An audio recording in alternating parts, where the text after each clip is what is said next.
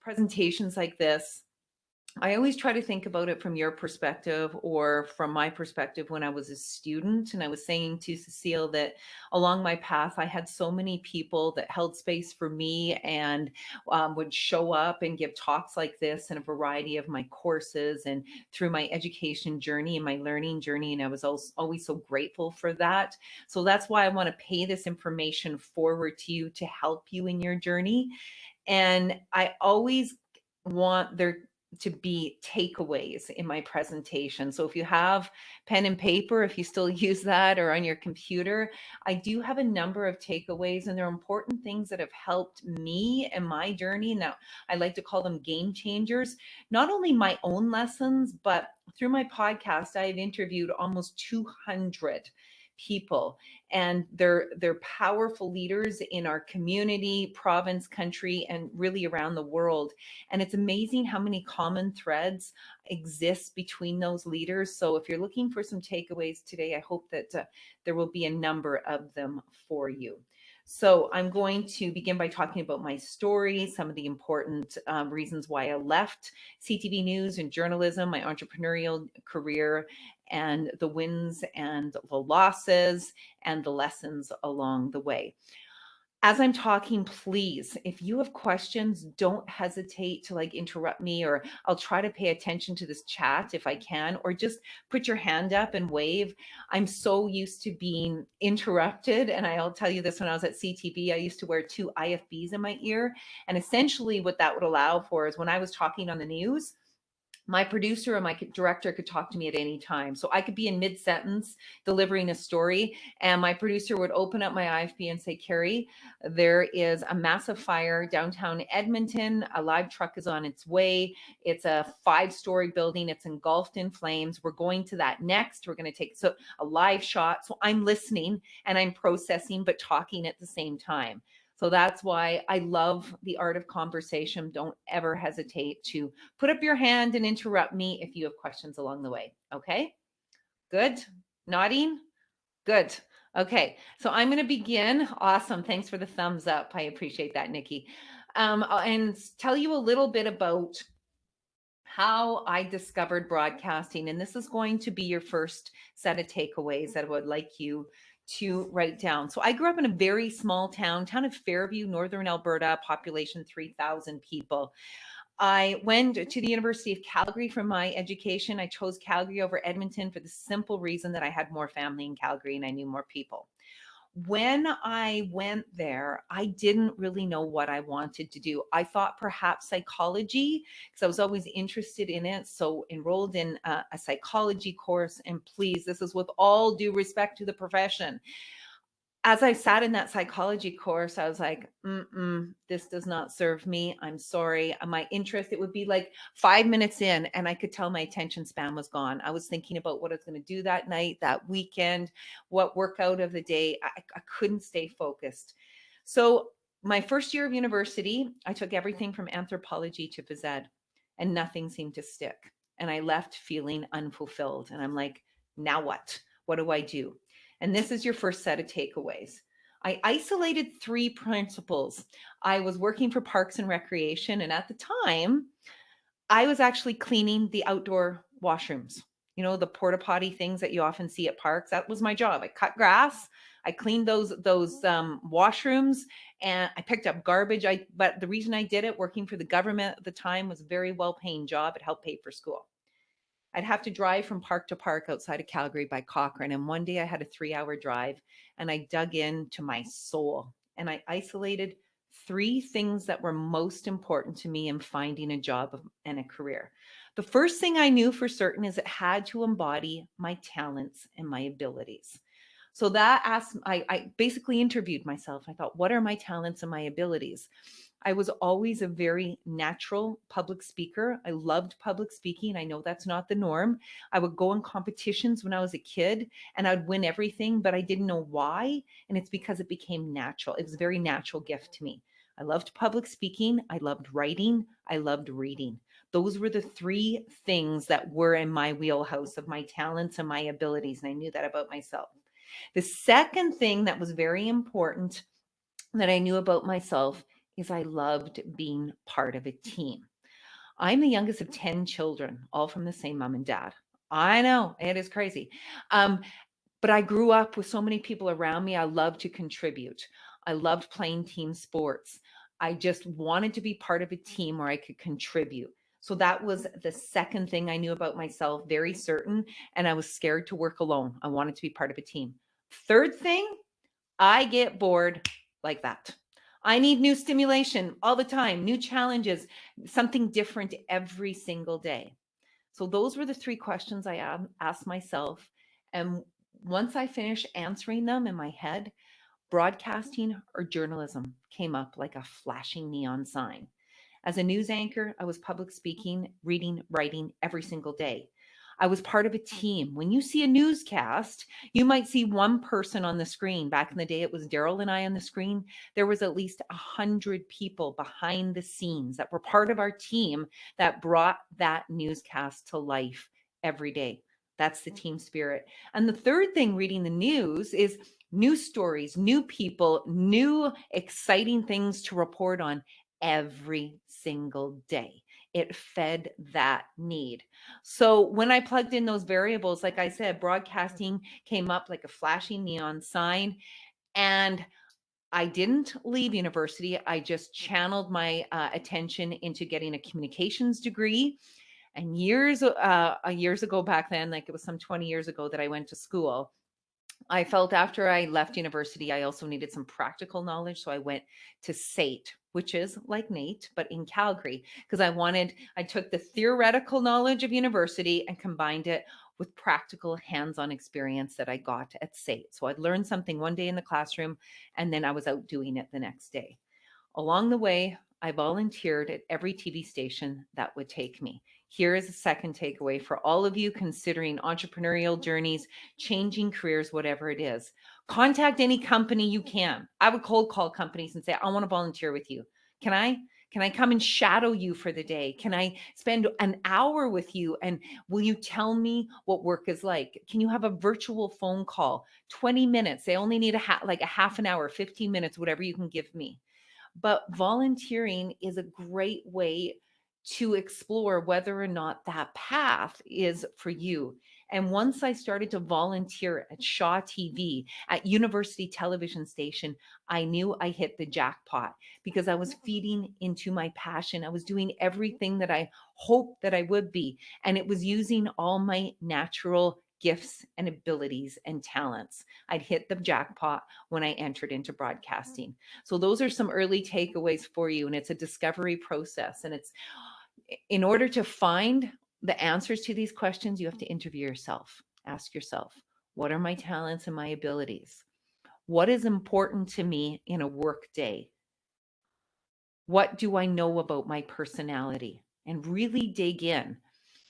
And when you have that, it may take you a week, it may take you an hour, a day to find those answers, but do that self-discovery process because it will point you in the right direction. So after volunteering 6 years of post-secondary education, I knew that journalism was where I wanted to go. I worked at stations all across Saskatchewan and Alberta, and I did my practicum or my internship.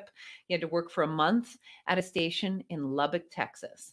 Why did I go to Texas? Because I was always interested in what journalism was like in the United States. And I will confirm it is very, very different than Canada. Highly competitive, sensationalized on the best of days. It's just the way they do news. It's not a criticism, it's an observation after working there. Once I finished my internship in Texas, it was at ABC News in Lubbock, Texas. They offered me a job, but they said, all y'all can't talk like that down here. Y'all got to fit in. And I'm like, what is that even English? What does that mean? Like, that's not even proper grammar. And they said, you have an accent. And I said, no, you're the one with the accent. I have a neutral accent as a Canadian. And anyway, long and short of it, as much as I love the pace and it was fast paced there was no way that I was going to compromise that neutral accent and start to pick up that. And I just said, I have more exploring to do, but I was very grateful for that opportunity in Texas. Came home. First job was in Yorkton, Saskatchewan. Then I moved to Lethbridge. Then I moved on to ITV, Global Edmonton, was there a year, a month, and a day. Across the street went to CFRN. I was the medical reporter and the noon hour anchor. And then CTV in Calgary called. I went down there and I did the September 11th coverage from Calgary. And I was there again another year. And CTV Edmonton called and said, the 6 o'clock news is calling your name. We'd like you to come back to Edmonton. And the 6 o'clock news as a news anchor is usually, it's your pinnacle. And I'd always aspired to that. I came back to Edmonton and I was here for not even a year, and Toronto called. My dream always was to go stateside. I wanted to work in New York City and I wanted to do a morning show in New York City. And the reason I wanted to do a morning show was because I wanted to combine the art of the interview with current events. So it wasn't just all news all the time, like the 6 o'clock news is. I wanted some lightheartedness and some fun interviews mixed in with the hard news of the day. Anyway, back to Toronto calling. They gave me a wonderful offer. I took it to my boss and I used it as a way to leverage a better payday. And I said, Toronto wants me, and here's the contract. And he said, no way. Edmonton was awesome. They matched it. And so I called Edmonton home. I gave up on the dream, but I never looked back, and I have zero regrets. And I spent almost 15, 17 years at CTV News before retiring. I loved my job as a television news anchor, and I mean loved it. It fed my soul. I was getting paid for a hobby because every day I was doing things that I loved, that I was passionate about, that fed into my why. And I'm going to circle back to that. But once I had my children, life changed, because all of a sudden my time wasn't just my own. I got married, I had my 2 kids, and I found balance very difficult. The news by nature is at 6 o'clock. I can't pre-record 6 o'clock news. I had to be present. So my kids used to watch me or have dinner with me by putting the television on. And they would say, there's mommy, and we're going to have dinner with mommy. My heart started to hurt. And after our second child, Allegra, I knew that this balance wasn't working anymore because there was no balance anymore. It was getting harder and harder. My heart hurt every day I went to work, and I felt out of balance. I felt pulled in too many directions. And even though I still felt that the news was my passion, it didn't feel right to me anymore. And it was on my son, Cash, who was in grade 1 at the time, that was the change maker for me. One night I came home from reading the news. I would rush in the door. Usually I get home at 8 o'clock at night. And because after I finished the news at 7 and tied up everything, got back to emails, 8 o'clock at night, and there was my 7-year-old waiting up in bed for me. And he would just wait for a bed night or a good night kiss. That's all I had time for. I would see him and my daughter Allegra, who was 4, on average about a half an hour a day. And they had a great nanny. She was amazing, but she wasn't me, and I never wanted her to be me. I knew that I needed to make a change. And what helped me down that path was my intuition. It just kept bubbling up and saying, something's not right. You don't feel right anymore. And I kept squashing it. No, you're fine. It would bubble up again. And what happens with your intuition is it's never wrong. It started to scream at me until a point I couldn't ignore that inner voice. And it's when you listen, you have to be able to be present and listen to it, but listening takes courage. And this is what happened when I listened. Is my son came down and he sat on the stairs as I was making lunches for both the kids. And he said, Mommy, I need to talk to you. And I said, buddy, it's late and you should go to bed. Otherwise, you're going to be exhausted in the morning. And he said, but Mom, I have so many things I need to tell you, and I never get to see you anymore. And it was at that very moment that I knew that I would never get that time back. There aren't any do-overs in life. And my intuition was screaming at me, and he was verbalizing it. And that's when I sat and I looked in his little eyes, and he says, and he started to talk about his friends and his teachers and what he was doing in school and how soccer was going. And I knew none of it. None. Because I wasn't present. I couldn't be there because my job was too demanding of me. And I knew in that moment I needed to make a change, and he solidified it. And that's when I knew I was done. Was I scared? Absolutely. It was the hardest decision and the best decision of my life because I wanted to work hours that worked for my family. And I knew I had to make a change and create something new.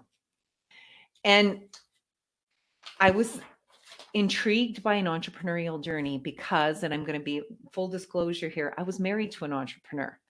Before my husband started, I always used to call it his company, the Luxus Group, but really it's our company. Even though I wasn't involved in the day-to-day operations and in the office, I know everything that's going on with that company because I listen, I ask questions, he asked for my advice on staff hires, on directions.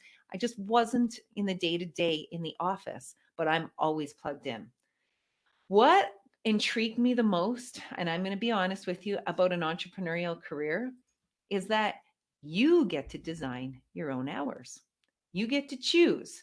And it comes with, though that choice comes with huge responsibility as well. So, but there was something that I noticed about my husband, and he got to enjoy this drug called flexibility. And I always used to wonder when I worked at CTV News, set hours, 10 to 7 every single day. I'm like, how the heck does my husband go and get his teeth cleaned at 2 o'clock in the afternoon? Like, who has dentist appointments during the day? And it's because as an entrepreneur, you get to design your day. If you want to go to a dentist appointment at 2 o'clock in the afternoon, well, you get to do that because you might say, I'm going to start my day at 5 a.m. today and I'm going to get all my work done. And then I'm going to go to my dentist appointment and then I'm going to go golfing because I started early. You get to create your own work day and design it around your company's needs and your needs. So there was a whole bunch of things that were going on in my life that I knew that I wanted flexibility. I wanted to be present for my kids. I wanted to take them to their soccer games and be involved in their school activities. And I wanted to make a change that served our family. And that's what ultimately led me on this path. As I said, was it scary? Yes. Did I have all the answers? Absolutely not. Here is your next takeaway for your entrepreneurial journey. Nobody does. Nobody does. And one of the first things that I learned from an entrepreneur is once you're 60% there, you're ready to launch. And I'm like, 60%? Who does anything with 60%? And they said, entrepreneurs do. That's when you're ready. Nobody can possibly have all the answers at the beginning. It's a learning journey. It's going to change. And I'm going to get to that point. I'm going to dig in a way further in a few minutes. But that's what you have to trust. If you have an idea, you have a business plan and you've mapped it out to about 60%, you're ready. You're ready to go. Okay? So that's what led me to my entrepreneurial journey. I have to check in now and make sure that some of you, do you have any questions? I don't think I've got this chat thing set up right. I'm going to just scroll through on the pages. Any raised hands? Because I will pause here. Or open your mic and just go for it. Anyone? It takes a while for my pictures to load. Your screens. You guys can't be this quiet. You have to have questions along the way. I'm actually, sorry, I'm actually wondering if I could ask a question, but if it's too off topic, I'm fine asking it later. Not at all. Who am I speaking with?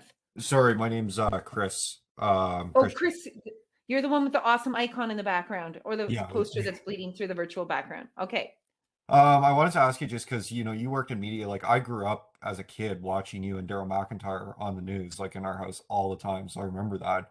Um, and I wanted to ask you, like, just working in news, like, did you ever find it like a real struggle? Because I heard from people like it could be hell working in the news. Like just Can you describe what you mean by hell working in the news? Do you mean the hours or do you mean the negative nature of the news? I think negative nature of the news, and also I'd heard from people that it was just negative coworkers sometimes, like super negative people. I would say that's probably a fair assessment of it. Like the news business is highly competitive, highly competitive. And so everybody's always trying to climb that corporate ladder, but I don't think it's any different than on any other organizations, like businesses, where you might find that type of culture. Also, I think it's just something, it's how you react to it. Your reaction is everything, and how you deal with it. So you can't control that culture, but you can control your reaction to it. So I just always continue to try to expand my knowledge base and further my education skills and dig in wherever I could. And I ultimately trusted in my skill set. And my boss would come to me, and he was honest with me. He'd be like, so and so feels that they should be in the news chair. And I'm like, really? Well, there's a reason you put me there. I'm pretty confident in my skill set. So, but if you feel that that person, like, let's talk about that. So I would never ignore the white elephant in the room. I would call out the white elephant in the room and take ownership, and let's talk about it. So that's the first thing. Second thing, news by nature is negative, 100%. 100%. But that's why, here's a little hot tip, and you can go watch the news tonight. I think they still do it to this day. There was a formula for the news. Have you ever noticed? We'll go for the first block before the first commercial break. They'll go negative, negative, negative. And right before the first commercial break, oh, look, there's the cute cat that was stuck in a pipe. And firefighters spent an hour and they rescued the kitten. And yay, oh, happy day. We always put those lighthearted, we call them kickers, before the commercial break, so that we would, after hammering literally our audience with negative news, we'd leave them on a happy note before we would go to the commercial break, to remind them that there is still good in the world. There are light moments, and we can all sit back and breathe for a second. And then, quite honestly, Chris, when we go to commercial break, Daryl and I would, that's why oftentimes if we came back from commercial break into the weather, we were laughing. We would stop talking about the negative stuff and laugh and laugh and laugh and have and capitalize on those light moments and the light stories. That was not put on, that was very real, because we had to let go of some of that negativity, because there were nights, and one in particular, it was a shooting at Littleton School, where all those elementary students were taken into bathrooms and a bunch of kids were killed, that in the middle of the lead sentence, and I couldn't finish the sentence. My voice cracked, and I just gave Daryl the eyes, like, and he knew right away. We had this nonverbal communication. He just picked up in mid-sentence and kept going, because I was at a point where I was going to burst into tears. Your question is valid. It's real. It's how we reacted to it. We capitalized on the lighter moments. And the other, I also want to bring this in, because I'm going to talk about this as part of the entrepreneurial journey, is community work was huge. When I was on the news, I wanted to invest in my community. I had a platform where I could elevate a lot of incredible causes that were going on in the community. And that's why I volunteered so much of my time emceeing. It's because I wanted to give back to the cancers, to diabetes, to autism, to all sorts of organizations that I attach myself to, because I had a platform where I could do it. So even though from 6 to 7 was a lot of negative, outside of that was so much more positive, and it all balanced out. Actually, it came ahead on the positive. I look at all the contacts that I made in my career through my volunteer work and my charity work. And when you volunteer your time, you always get back more. Your life is richer because of it. So that's how I supplemented it.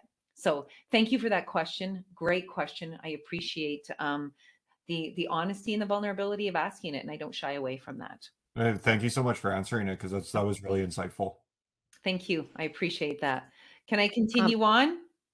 well, Allie has a question, just wondering how you dealt with rejection during your entire career. Oh, Allie, with the blockbuster question. I can't see you though, Allie. Are you able to, is there a problem with your camera?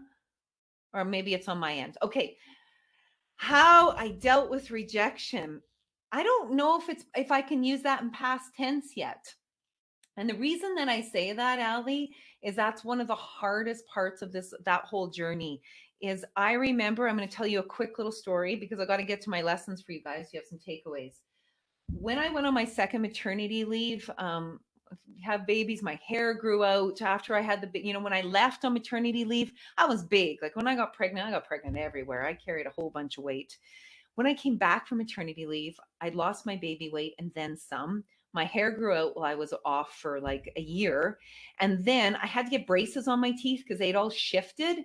And so I thought it would be better to go, like I did this adult braces thing with clear braces. I should have gone with the metal brackets so that they were bright, and then put big rainbow elastics on them. But I went with metal or the clear brackets because I didn't want them to be so noticeable. Well, what happens when I lose weight is my face gets all concave, and then I have braces on my teeth, and then my lips were like, I look different. I recognize that. Going from 9 months pregnant to coming back after a year, I did look different. And even Daryl was like, Dolly, he's like, you look so different. And I was like, okay, I get that. But geez, like this was just the journey I walked the last year. Anyway, I got an email from a father that said, Carrie, you used to be such a role model for my daughter and all my daughter's friends. And I am so unbelievably disappointed in you because of all the plastic surgery that you had done on your face. You had your lips enhanced, you had your face sucked in, and then you got all this hair stuff going on. He goes, I will never, ever watch you again, and I will never let my daughter and her friends to watch you.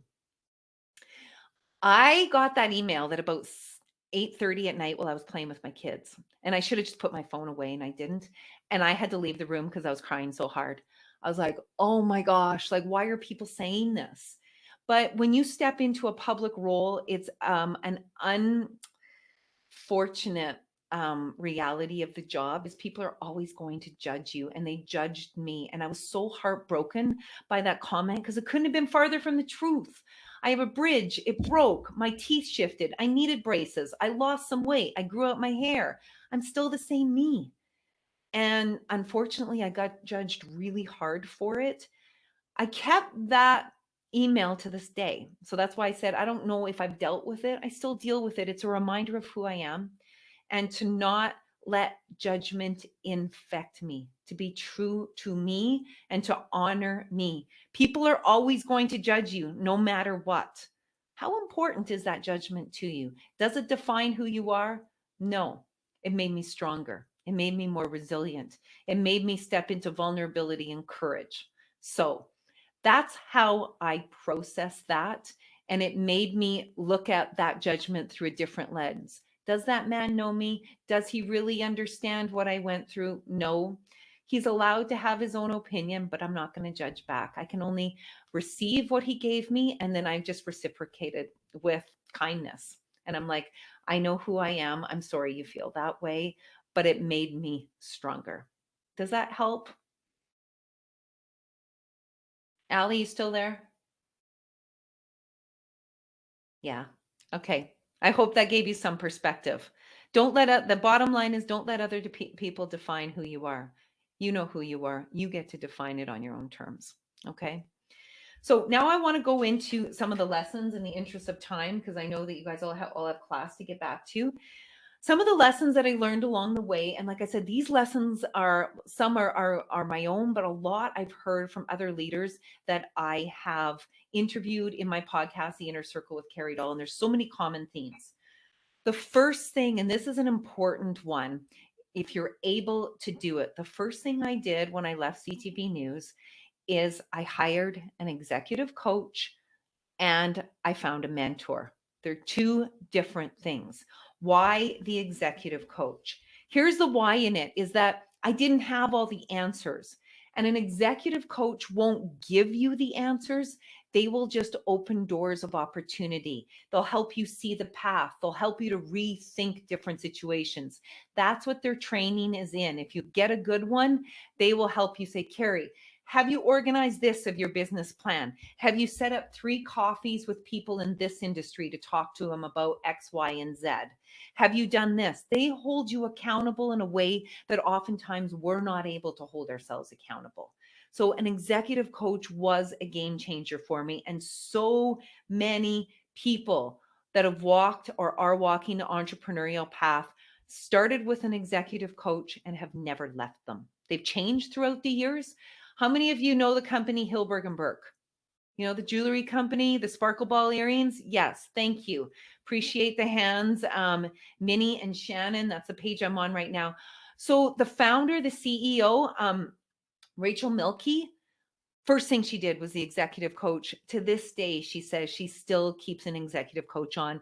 She was has received every entrepreneurial award imaginable, top 100 female CEO in Canada, on and on and on. She said the same. The executive coach helped her find clarity, would talk her through different situations. When she started to pivot her business, they would Get her to think about things through a different lens. That's what executive coaches do for entrepreneurs. They don't give you answers. They help you rethink, consider possibilities, new avenues, new journeys. Okay. Now, a mentor is also important. A mentor is someone in your life who, let's say, the industry that you want to go into, you aspire to, you know them, you love them, you admire them. So I found a female powerhouse entrepreneur that I had all the respect in the world for. I called her up and I said, "Will you mentor me?" And she goes, "What does that mean to you and why?" And I explained, I said, "I don't have all the answers. I really respect the path that you have chosen and how you've got there. And I want to know your secrets along the way." And so every few months, sometimes it was just once every 6 months, we'd have another lunch. I would tell her what I was up to. And then I'd ask her, I got to ask her questions. How did you do it? How did you handle rejection? How did you handle failure? What happened when staff members were quitting? And she would give me her perspective. It's like free advice, free advice. She was awesome. So, so good. So consider a mentor, write down all the possibilities, and then do a search for an executive coach. That's kind of the starting point. Okay. First takeaway. Second one, this is a big one, and this is a hard one to do, but I just recorded a podcast today with a woman who, have any of you heard of the network, the Direct Her Network? It helps women get necessary skills for board work. And you can take seminars and all sorts of sessions from them. Okay, her name is Chantel Sabai. And I couldn't believe it when I asked her this question because she answered exactly what I'm going to tell you. Here it is. You need to discover your why. And your why is your purpose. If you're trying to develop a company or a new entrepreneurial journey and you don't know what your why is, you're going to go in circles. Your why keeps you focused. Your why develops your journey ahead. It's your road map to where you want to go. And if you can't answer your why, chances are you haven't thought this through enough. You really need to think about what it is. It helps you get clear on the path that you need to take. Your purpose is your why. Okay. And that's exactly what Chantel told me this morning is what her why is. And she talked so deeply about that. I'm looking back to one of the things she said was she wants to demystify the governance space. She wants to enable more women to take the next step in board work. That's what her whole company is built on. That's her why. What is my why? What is my purpose? My purpose is to help people find their voice and their stories and then enable them to share their stories with the world. That's my why. Everything I do is built around that. Everything I do. So at the beginning, when I launched my company, Carrie Doll Consulting, if I go back to that purpose, I wrote a public speaking course, a 10-module online course, because I had all this stuff in my head and I've been teaching it. I used to coach all of our journalists at CTV. They come to me and I was coaching them, but it was all just up here because I lived it for so many years. And like I said, I was born, I swear, with an extra gene for public speaking. So I took all that knowledge and I put it into a 10-module online course that helps people discover their voice and their stories. I MC and I moderate because that's, again, my skill set, helping discover stories. When I'm moderating, it's a conversation. It shouldn't be me firing questions. An effective moderator always listens first, asks questions next. It's part of discovering the art of the story. So that's moderating, public speaking course. And then the podcast was born. I'm going to circle back to that in a second, but that's my biggest part of my why now, helping people discover the power of their voice and then sharing those stories with the world. But if you look at that purpose statement, my why, it still holds true to when I was in broadcasting, because that's exactly what I was doing in broadcasting. When I was a journalist, I was doing exactly that. But when I left journalism, I took all that skill set and I'm like, how can I make money on my own terms with my own company?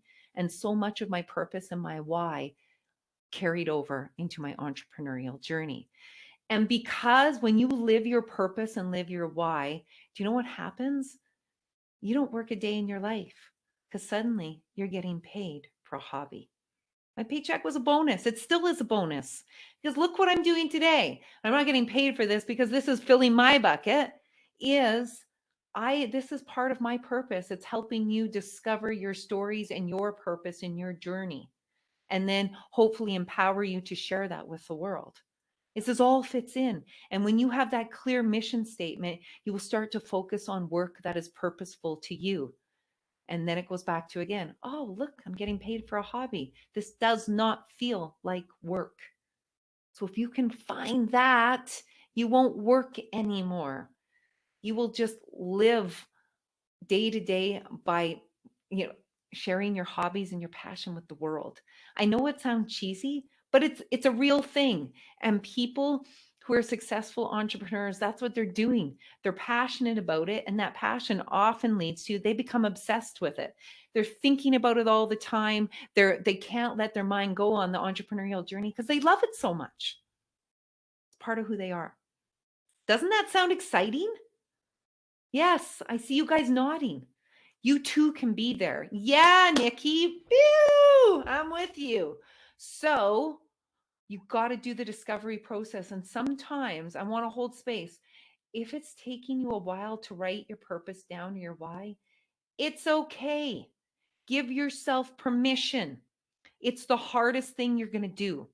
I have people hire me to help them write their LinkedIn profile. Do you know what the LinkedIn profile is? It's your why. It's your why. And then it's all your other work experience. But you don't want to list off that work experience. The experience goes back into your why.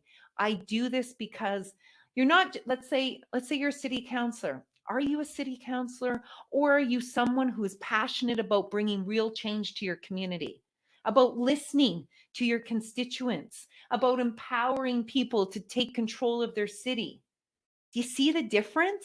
That's storytelling instead of just stating the facts. That's digging into your why. It may take you a couple of days. It may take you an hour. It may take you a year. Don't give up on it. Interview yourself. Remember those 3 questions I started with that I said were important to you, to me? You have to ask yourself those. That will help you in your path to discover your why. Okay.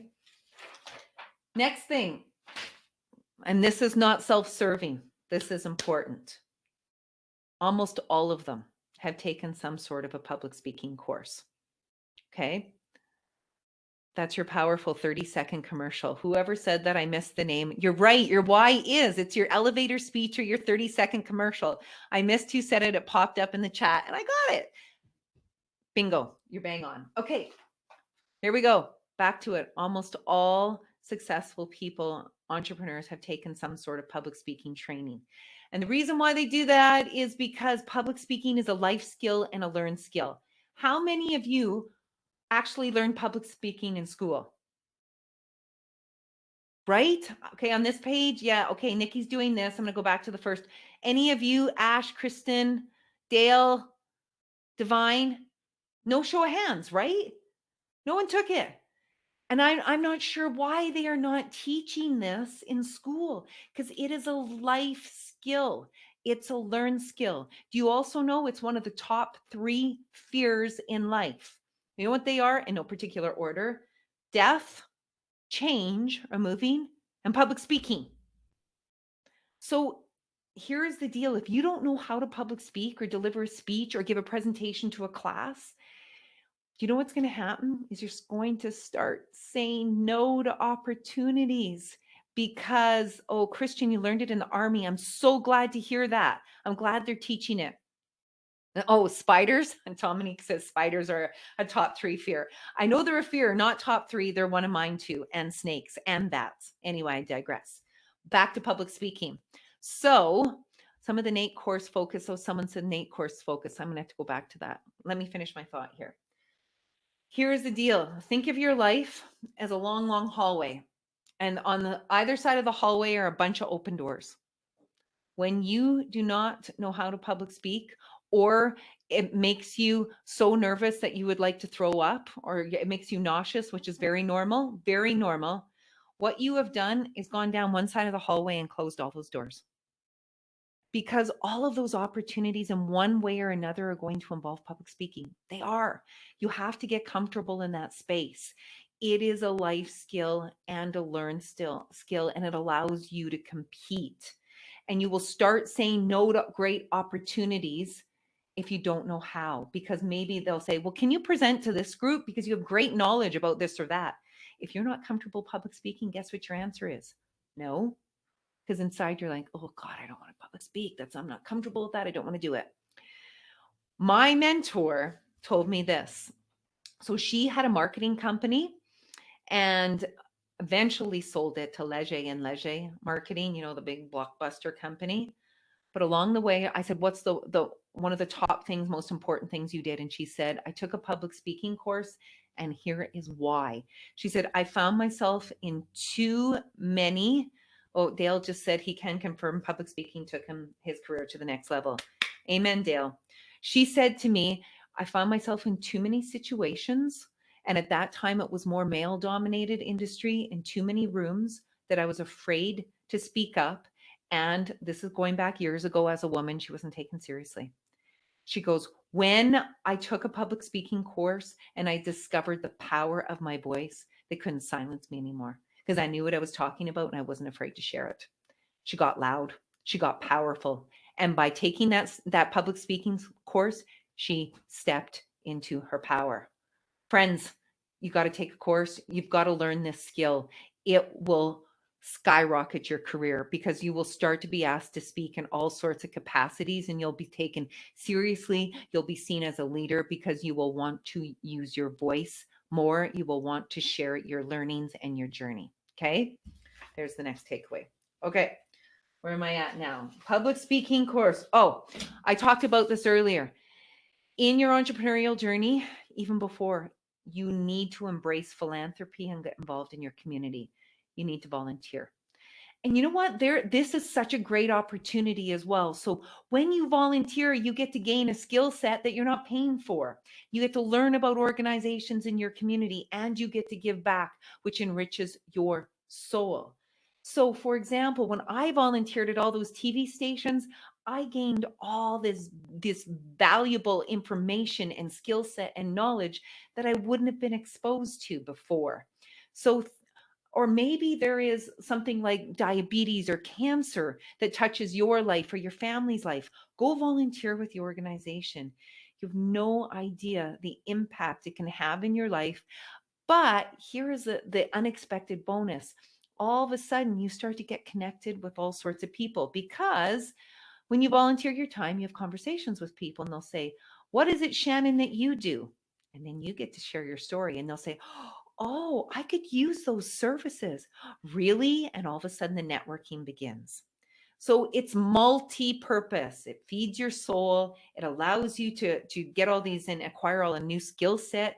And it allows you to network with people in positions that maybe you would never, ever cross paths with.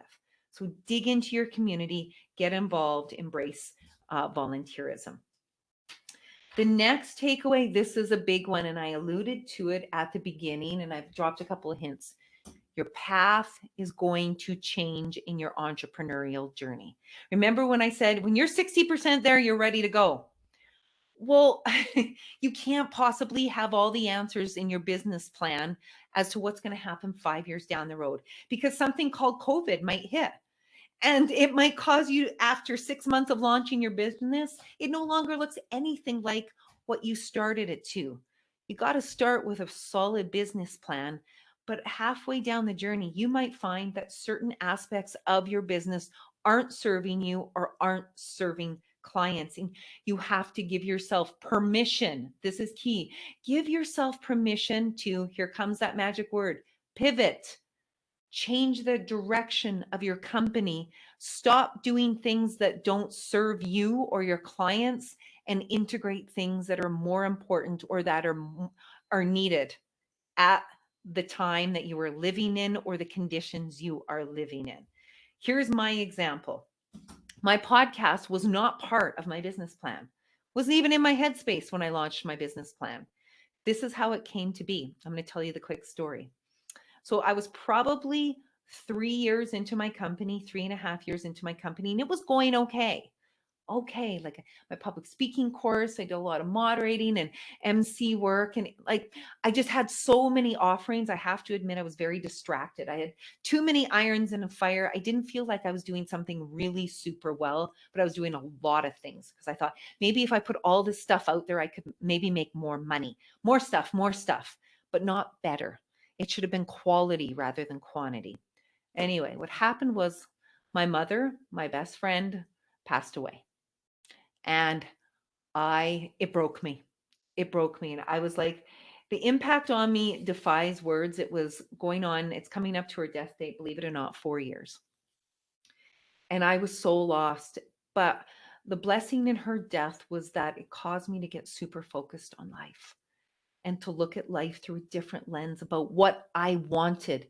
Was I living my purpose? Was I doing what I needed to do? And my mom was always my go-to person with anything. And it was 3 months after she passed, I took a vacation to Costa Rica and I was sitting on the beach and I was watching the sunset. And I always felt like I could see or feel my mom in the sunset. And I remember having this conversation with her in my heart, my mind. And I was like, something's missing, Mom, from my work day. And I could hear her voice as clear as day. She used to call me Tootsie, or Toots was my nickname. And she goes, Toots, you got to get back to your first love. Your first love was always the interview. You've got to get back to that. And I was like, oh my God, I got to start a podcast. Clear as day. Watched the sunset. And I went to my husband. I said, I'm starting a podcast. And he said, well, hallelujah. I've been waiting for this day to happen. And at that moment, the podcast was born. A few weeks later, the Inner Circle with Carrie Doll was born. And that was some 3 and almost a half years later. It brings me to where I am today. And I've never felt more fulfilled because I honored my passion for the interview. And that's what the podcast is based on. Taking the stories, helping people find their stories and sharing them with the world and getting to have this beautiful conversation and interview along the way. My mother was right. She put me on the right path. So what I did then, say my path, my entrepreneurial journey changed, is I let go of all these other things in my company that weren't serving me and weren't serving my clients. And I got super focused on my offering. One-on-one public speaking coaching is what I do. I still do some MC work to the organizations that matter to me and that fit into my why, and my podcast. That's it. 3 things. So, and with the MC work is this type of guest speaking work. So it dialed me down and it changed my path, but in a good way. So many people are afraid to let go of stuff that isn't working. Don't be afraid. Your path is going to change. Like I said, you're not going to have all the answers at the beginning. Another lesson I want to share with you, you are going to suffer setbacks. It's a part of the journey. Being an entrepreneur, I'm sorry, guys, it's hard. It's really, really hard. But find other entrepreneurs that you can lean on and talk to, or organizations that you can become involved in. Edmonton Executive Organization, the Chamber, Entrepreneurs Organization. There's all sorts of business groups in Edmonton. Lean on people and don't be afraid to be vulnerable about the state of your business or how it's going or what you're afraid of. Because I will guarantee you 99.9% of every other entrepreneur is walking it. And they're going to want to share their setbacks and successes. But sometimes setbacks, when you suffer them, I don't like to use, do you notice I don't use the word failure? Is because I see them as delayed successes. Sometimes when you throw a whole bunch of stuff at the wall and not a lot of it sticks, it's life's way of telling you you're just going in the wrong direction. It's not a failure. It's a delayed success. So you're trying this, it's not working. It's not working. It's not working. Maybe I'm not supposed to walk that path. Maybe I need to go this direction and try this out instead. You pivot. I know that word, we're so tired of it. You go down another direction and suddenly it clicks. There will be setbacks. Learn from them. See them as delayed successes. See them as opportunities to talk to other people about what they learned, how they acquired staff, how they kept staff. Because let me tell you, where I am today, I don't have any staff. Carrie Doll Consulting is me. I used to have 3 staff. Can't afford it anymore. I've become more efficient as well. I can do everything from home in my home office. I see that as a blessing because I have more time to do other stuff too. So I'm good with it. I'm glad that I funneled my business down to really focus in on my why and my purpose. So one question that I was asked to address, Cecile said to me is at the very end is what motivated me. You know what? Motivation comes from living your passion and your purpose. When you live a life that serves you and your family and digs into your why and listens to your intuition, motivation just happens naturally because you're getting paid for a hobby. You're living that purpose and you're loving what you do. And when you love what you do, you will not work a day in your life. Those are my lessons along the way. It is 12:55. I have time for questions, comments, queries. Let's go. Open up your mic. I'm going to see if I can get this chat up here. Oh, whoa, I see it now. Here we go. Go ahead, you guys. If someone wants to open up their mic. I think I answered long. Now it's important to present dynamically on Zoom. Yes. Okay, I see a lot of these. Anybody have questions? Ask questions. Go ahead. Who am I talking Hi, to? this is Dale. Hi, Dale. I'm a host of a podcast now that's new for me. I was wondering if you had any tips around podcasting, doing the interview at least, and maybe specifically about clearing up some of my vocal tics. Okay, so the advice I would give you on podcasting is number one, you have to know who your audience is and really put the questions out there because when you know your audience, you will know what resonates with them and you can do interviews or have conversations with people that matter. Because if you're just putting stuff out to the world, it's not serving you or serving them. So get to know who your audience is, look at the demographics, ask them what they're interested in and what they want to hear from you. And the second, I think this is even a bigger piece of advice, is so many podcasters, observation, not criticism, like to talk a lot about themselves. Remember, and the most effective interviewers are great listeners first, because you should always get your next question from their last answer. So if you're listening, you will know what comes next. If you're talking too much about yourself, you're not going to hear what they say. And that was why when I interviewed on television, the average length of a TV interview that you see either on the noon show or the 6 o'clock is 4 minutes, usually 3.5. It's not a lot of time to ask a lot of questions. And a lot of times they open the biggest doors with their answers. And if you can hop in on that and say, in your answer, you mentioned this, that opens the door to this conversation. And it can work both ways because it shows you're listening. And then you can easily put them on the spot for something they said, not you said. Being an effective communicator means being a brilliant listener. Those are the 2 hot tips I'd pass along. Does that help? Perfect, thank you. And I think Chris has the next question. Go ahead, Chris. Okay, Chris. So I was just kind of something that really caught me with what you were talking about was pivoting in your career and like learning how to pivot and learning how to get away from things that don't, I guess if I'm quoting you properly, is serving your interests, right? Mm-hmm. So I find this actually is something that has happened to me a couple times and it's kind of happening to me right now, is I get very, I guess you could say, sort of bothered sometimes by cultures and environments that I work in if I find the culture is very negative that I work in, Right. for a variety of different reasons. And you mentioned before, you were talking about sometimes you can't change the culture, you just have to work kind of within it.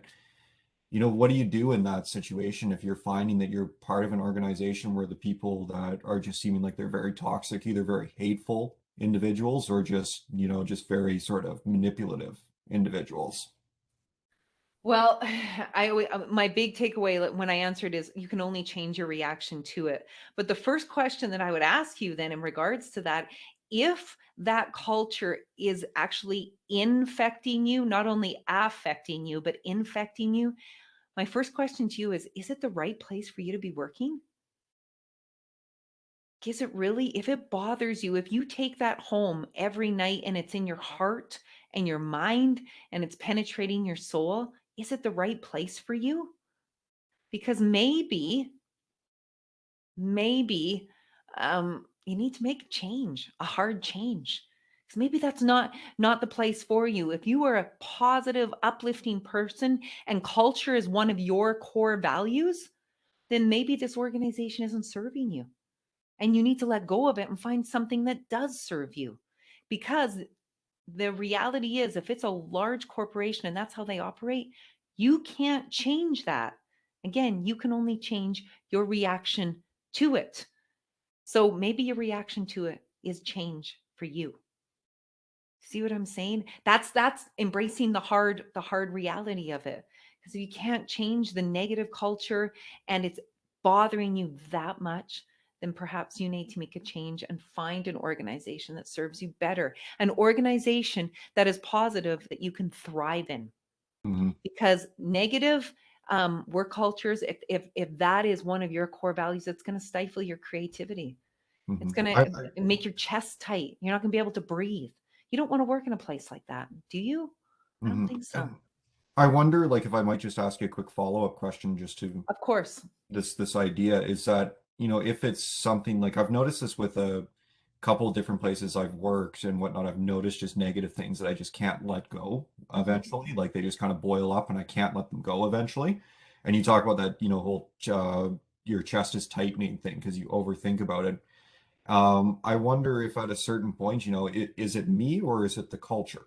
Like, is there something wrong with me that I'm just, I'm having these issues, or like, how do I tell? How do I tell if it's just me?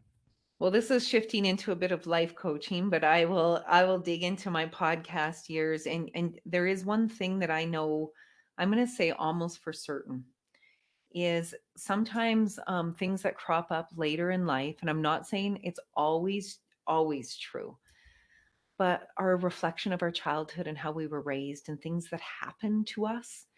And I often, when I interview, I just saw this question pop up: what's your favorite question to ask people? One of my favorites has to do is, tell me about your childhood. What was growing up like for you? And so much of what we become is a reflection of how we were raised. And I will tell you this, but the cycle can be changed. I'm going to make myself very vulnerable here. But I did talk about this in a podcast. I did a solo podcast recently. I grew up, I said I was the youngest of a family of 10. My mom and dad weren't great communicators. Actually, they just weren't they were terrible. Okay, I'll call it what it is. Way they communicated was they gave each other the silent treatment. So as a child, I saw this and I grew up and that became my normal. So when conflict arose, for them, the way they would deal is they would give each other the silent treatment. And then after about 5 days, hopefully they got to sweep it under the rug and then they would move on. But it was never talked about. When I met who is now my husband, Stephen, I remember we got in our first fight and I gave him the silent treatment. He was like, he is a brilliant communicator. And he was like, whoa, what's happening here? He's like, are you giving me the silent treatment? And I'd run away. He'd come and get in front of me again. Carrie, we got to talk this through. I'm like, look at him. I'd run away. He goes, silent treatment is not communication. But what I realized at that point is that was my normal. I grew up seeing that. That was normal all my life. So I continued to live that way until I broke the cycle. And all of a sudden, I'm like, I need to learn how to talk about the tough stuff. I need to find the courage to approach people who perhaps I wouldn't have had the courage before and talk these things through, to confront them in a respectful and loving way. Case in point, during the summer, I had a mother who I love and adore, her son who I love and adore, called my daughter fat. He said, "You are fat." And she came home and she said to me, and she's in grade 6, very impressionable. And she goes, "Mom, am I fat?" And I'm like, at some point, I embrace the power of my voice. And I went to this mother and I said, I need to talk to you about something, because the issue was bigger than not only saying she was fat. It's about, I think it's not appropriate language to use. And as parents and friends, we should be able to talk about the tough stuff. 15 years ago or before I met my husband, I never would have done it. I would have swept it under the rug. But I went to her and I said, I need, what I said to her is, I hope that if my daughter or my son ever did this to your children, you would come to me. And I told her what had happened. And it was amazing how she responded. She goes, I'm sorry. She goes, that's such inappropriate language to use. And my sons need to be taught that they cannot talk to girls like this. It has to stop here. So the good that came out of it was phenomenal. But Chris, was I sweating bullets having that conversation? Yes, I was. It was hard, but I had to step into that. And I had to put myself into that position to embrace the power of my voice and hope that that communication would bring about positive change. And it did. But by not communicating, I was sweeping it under the rug by giving the silent treatment. So oftentimes, maybe there is something, I'm saying just maybe, in your life that has happened either when you were growing up or through the years, that this negativity has really resonated with you and you don't want to be a part of it anymore, that you've ventured down a new path. So anything that plays into it is a reflection on maybe what you used to be, and you don't want to subscribe to that anymore. My suggestion, and I always say this, if these things are weighing on your heart and your mind, either go see a psychologist or a life coach and talk them through. Remember, that's a sign of strength, not weakness. When you go and you see someone and talk these challenges through with them, you're being strong, not weak. It's communicating. It's uncovering why your chest is getting tight. That's, you don't have to live with that. Talk it through, discover the why. And a lot of times for me, when I reflect back on why am I not able to go and talk to this person about it? What am I afraid of? It's because I didn't learn that as a kid, how to communicate. I'm still learning how to talk about the tough stuff. Getting better. I'm making a lot of progress, but I didn't learn it, and I'm reprogramming who Carrie is. Does that help? Yeah, no, that's really quite helpful, especially I don't want to take up any more of your time because I'm sure like there's a lot of other people that have questions, but you're talking about childhood and that was pretty resonating for me. So Thank you for the great question. thank you for the great answer. Appreciate it. Anyone else? Where are we at, Cecile? Are we up for time, or do we have time? You probably have something else to get to. We're past 1 o'clock. Take one quick question if somebody has a quick question. Okay. I'll try to keep it short because I have so much. Anyway, so much respect for your presentation today, like being so open and sharing so much of your personal life. I already own a small business, and a lot of what you talked about, I can totally be like, oh, that is so many things that I've went through. Lost my mom tragically in a car accident 3 years ago too. So lots of different things that I went through. I'm going to cut it down. There was more I was going to share. But do you still go through feelings of self-doubt? Like, I guess I'm at Nate kind of trying to reposition myself in my business.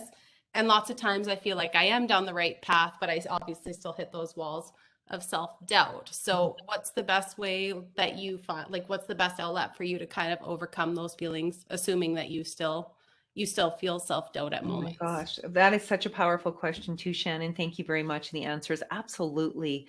I look at self-doubt as an opportunity to grow.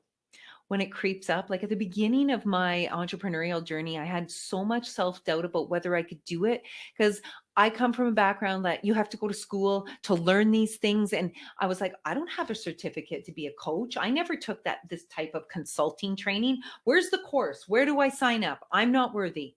I'm not worthy. But yet, when I was able to discover how powerful 20 plus years of work in the field were, and I gave myself permission that was my consulting certificate. That was where my knowledge came from, because I lived it. I lived it for 20 years. I don't need to learn it in a book or learn it in a course. I lived it. So that's how I squashed the self-doubt. But the other half of that, so giving yourself permission to validate all your experiences, because they're worth so much. So much. The second part of it, I said, is I see self-doubt as an opportunity to grow. So when there are areas of my business, I'm like, oh my God, I'm failing at this. I don't know what to do. Who's the mentor who I can lean on? Who is someone that I could call up and say, do you have time for a quick coffee or time for a quick lunch? I have these issues that I need to talk about, or I have these, maybe even not issues, I have ideas. Positive language. I have ideas I want to run past you, and I would love your advice. I'd love your perspective on how you dealt with this, or how you, because I'm really, really questioning whether or not I can do this, or whether I have the expertise in this. Because that's obvious. That's what self-doubt is, can I do it? Am I worthy? Yes, you are worthy. You're already halfway there. If you're doing it and you're doubting it, you're already way farther ahead than most people who won't even do it. You've already launched yourself into that space. So you got to give yourself a standing ovation for doing it. Self-doubt is normal. Every single entrepreneur I know that I've interviewed battles self-doubt. The great Brene Brown, who's written all my favorite books, one of which, so I reach over. If you don't have this book, get it. The Gifts of Imperfection by Brene Brown. Oh my God, I'm so in love with it. I've read it too many times. Read it. She is one of the top speakers in the world right now. And she talks about vulnerability and courage and self-doubt and perfectionism. And she still battles self-doubt all the time. Yeah, Christian, I love her too. I mean, all the time. It's a natural part of our journey, but it's, again, don't let it, her name is Brene Brown, Ash, Brene Brown. She's a sociologist based out of the University of Houston, I believe it is. So self-doubt is something we all battle, but again, it goes back to, I think Chris asked this question, is I said, don't let it define who you are. Can't, or someone asked, about, remember I told you the story of that father that criticized me? It didn't define who I was. He doesn't get to, I get to. I know who I am. So that self-doubt is an opportunity for you to take a step back and go, okay, Shannon, where are we at? What do I need to learn? And how do I get to define myself and my journey and my skill set on my terms? And lean on your people. Lean on your people who will empower you. That's what I do in those moments of, oh my gosh, I have my husband who's an entrepreneur. I'm like, I am such a failure in this regard. And he's like, whoa, whoa, whoa, let's take another look at this. Sometimes you just need another perspective. We all go down those rabbit holes at time. Self-doubt is normal. Don't be so hard on yourself. Give yourself some grace. We always want to be achieving. Everyone's going to have those days. Give yourself some grace. Go, if you do it, pour yourself a glass of red wine and say, or white wine, or whatever your drink of choice is, if it's a Coke, and say, what did I do great today? And celebrate those successes instead of always focusing on what you didn't do. There's a reason we can carry our lists over to the next day and the next day and the next day. Celebrate your wins. So don't let self-doubt control you. You take control. You define you. Normalize it. Say, okay, I'm having one of those moments. What do I do with it? How do I take control? And I think that will help you. That's what has helped me in my path. I know it's normal, and I don't judge myself for feeling that way.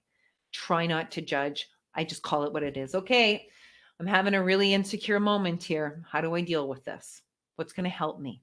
Do I need to go to Brené's chapter on that? Do I need to go talk to my husband? Do I call out my bestie? Do I go for a walk? Do I get some exercise and clear my head? Do I have a glass of wine? Whatever serves you. Just give yourself permission to feel that way and know that it's normal. Thank Does that you. help?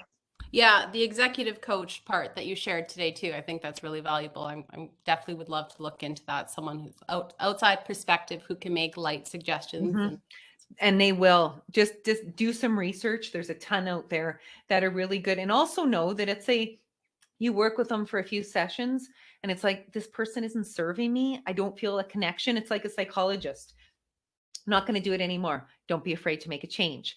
Don't quit it entirely. Give it a fair chance, but find someone that you connect with that resonates with you. And that's okay too. If it doesn't work with the first person, maybe it's the second or the third, but don't give up. Perfect. Thank you, Carrie. My pleasure. Awesome. Well, thank you, everybody. And thank you, Carrie, for being so open and sharing your story. It's wonderful, wonderful. Can you guys all join me in thanking Carrie? Yeah. To all of you, good luck on your journey. And thank you so much for holding space for me and my journey today. I appreciate all of you. Have an amazing day, everyone. You all as well. Thanks, Carrie. That was awesome. Thank you for the great questions.